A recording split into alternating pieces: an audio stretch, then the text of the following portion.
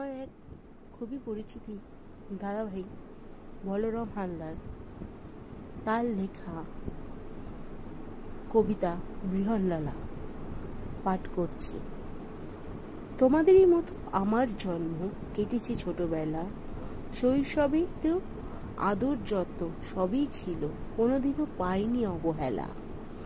সহনশীলতা আমারও আছে, দুঃখের পরিভাষা বুঝি, সবাই যখন আমায় দেখে করে হাসাহাসি।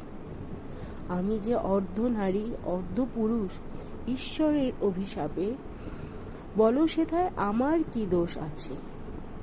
কোনো এক মায়ের গর্ভে জন্ম আমার তোমাদেরই মতো, সেও মাও পেয়েছিল প্রসব যন্ত্রণা কত। লিঙ্গ আমার সঠিক ছিল, আচরণ ভিন্ন ক্রিয়া, লোক সমাজে বিদ্রুপতা, আজ আমি বৃহন্নলা।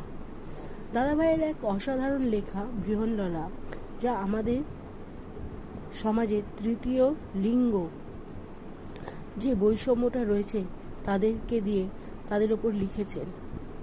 তার এই লেখাকে আমি কুর্নিশ জানাই। অসাধারণ এক লেখা। দাদাভাইয়ের কাছ থেকে এইরকম আরও লেখা পেতে চাই আগামী দিনেও। নমস্কার।